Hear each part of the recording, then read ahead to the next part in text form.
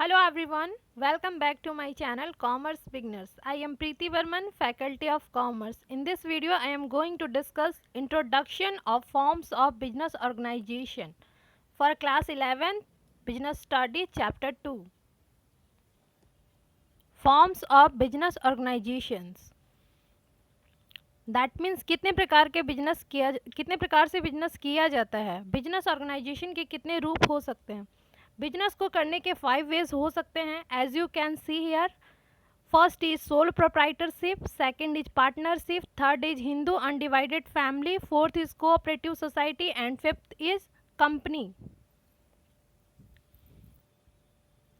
अगर किसी को बिजनेस करने होते हैं तो इनमें से किसी एक पार्टिकुलर बिजनेस को चूज करके बिजनेस स्टार्ट करता है।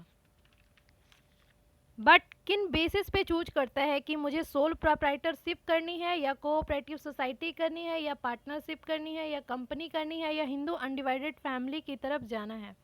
तो ये डिसीजन कैसे लिया जाता है उसके बारे में हम डिस्कस करने वाले हैं।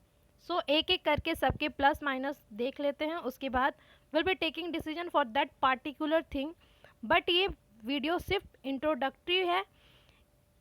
इसके बाद जो अपकमिंग वीडियो होंगे उसमें हम पार्टिकुलर बिजनेस फॉर्म्स चूज़ करेंगे और उसके बारे में डिटेल डिस्कशन करेंगे। फर्स्ट से उसके फीचर्स के बारे में जानेंगे, उसके एडवांटेज डिसएडवांटेज के बारे में जानेंगे। तो इस वीडियो में हम सिर्फ ये जानेंगे कि फॉर्म्स ऑफ बिजनेस ऑर्गेनाइजेशन होता क्या है। So first will be talking about sole proprietorship. Sole that means single and proprietor means owner. तो ऐसा बिजनेस ऑर्गेनाइजेशन जो एक इंसान चलाता है, उसे ऑन करता है, उसे मैनेज करता है, कंट्रोल करता है, उसमें पैसे लगाता है, उसे सोल प्रोप्राइटरशिप कहते हैं। यूजुअली ये स्मॉल साइज का होता है, क्योंकि बिग साइज के बिजनेस को मैनेज करना इजी नहीं होगा एक सिंगल पर्सन के लिए। Example beauty parlour. जब आपको ब्यूटी पार्लर ऑन करने होते हैं तो आप अकेले ही ऑन करते हैं, उसे क्या कहते हैं? Sole proprietorship. Next we have a partnership form. Partnership form as the name suggest partner से रिलेटेड है, लोगों से रिलेटेड है। फर्स्ट से जब मैं कॉलेज में थी देन मैंने डिसाइड किया था कि हम सभी फ्रेंड मिलकर फ्यूचर में बिजनेस स्टार्ट करेंगे। यहाँ पे डिफरेंट पार्टनर ने बिजनेस ऑर्गेनाइजेशन खोला। ऐसी फॉर्म्स को क्या कहते हैं? Partnership forms. इसके कुछ रिस्ट्रिक्शंस भी होते हैं। इसमें मिनिमम 2 पार्टनरशिप होने चाहिए। अगर मैं सोचूं अकेले पार्टनरशिप खोलूं तो ये पॉसिबल नहीं होगा। इसके लिए मुझे और लोगों को अपने बिजनेस में एज अ पार्टनर ऐड करने होंगे। और मैक्सिमम लिमिट जो सेट की गई है वो है 100 से ऊपर नंबर नहीं हो सकते, 100 से अधिक पार्टनर्स नहीं हो सकते। इसको गवर्न करती है, इसको रेगुलेट करती है वो है Indian partnership act 1932।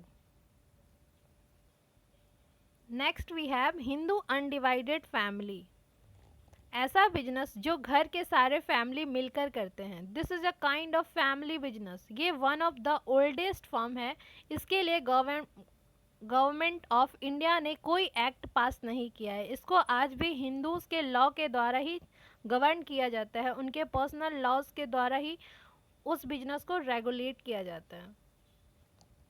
Next we jump on cooperative society. Cooperative that means cooperation से बना है। कोऑपरेटिव सोसाइटी वो कॉमन बिजनेस से बना है जिसमें मेंबर आपस में कोऑपरेट करते हैं, वे एक दूसरे के वेलफेयर के लिए काम करते हैं, वे एक दूसरे के इंटरेस्ट के लिए सोचते हैं, म्यूचुअल राइट्स के बारे में सोचते हैं।